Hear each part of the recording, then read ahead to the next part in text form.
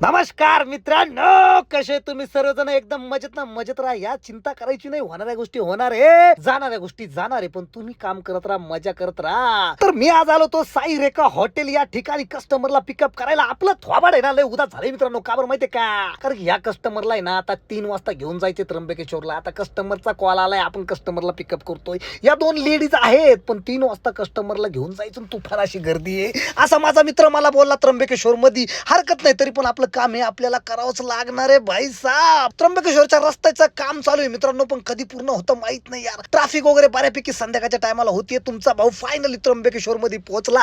कस्टमरला केलं ड्रॉप. किती वाजता माहिती का? 4 वाजता.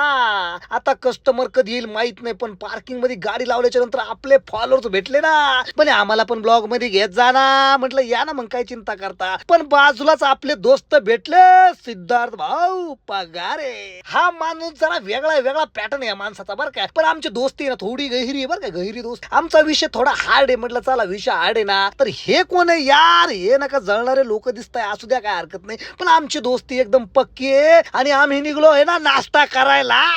बघू शकता मौसम थोडा बेईमान है और त्र्यंबकेश्वर में हम नाश्ता करने के लिए जा रहे हैं भाई साहब. इथली गर्दी पाहून तर तुम्ही डायरेक्ट येडे व्हाल मित्रांनो. भयानक अशी गर्दी आज त्र्यंबकेश्वर मध्ये. 3 दिवसाच्या सुट्ट्या असल्यामुळे लोक आहे ना इतके येऊ राहिले दर्शनाला, काय सांगावं तुम्हाला. आता तुम्हाला दाखवतो त्र्यंबकेश्वरची व्हीआयपी लाईन. बघू शकता ही आहे त्र्यंबकेश्वर मधली व्हीआयपी लाईन मित्रांनो. आणि व्हीआयपी लाईनला जर 4-5 तास लागत असते तर फ्रीच्या लाईनला किती वेळ लागेल भाई.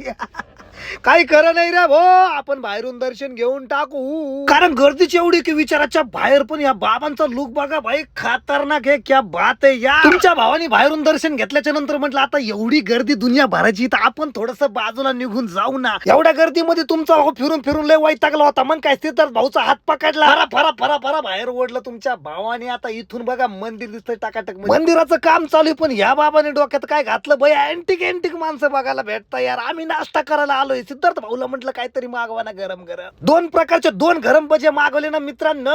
मस्त कांदा भजन पालक भजे खाऊन डायरेक्ट बाहेर पडलो आम्ही. म्हटलं चला थोडं थंड पिऊ. इथं आल्याच्या नंतर बदाम शेक ऑर्डर केलं, पण भावानी बदाम शेक कमी वाटत होतं, हे आईस्क्रीमच वाटत होती बाई. काय खरं नाही, बदाम आणि काजू पण नाही ना याच्यात. घेतलं पिऊन कस तरी मी, पण आपल्या सिद्धार्थ भाऊला आवडलं नाही. आलो गाडी जवळ. आता रात्रीचे 10:30 वाजू राहिले मित्रांनो. मोकार अंधार झालेला आहे, पण त्याच्यात सागर जगताप पण आले ना. दोघांच्या फुल गप्पा चालू. म्हटलं तुम्ही मारा गप्पा, आता मी थोडासा आराम करतो.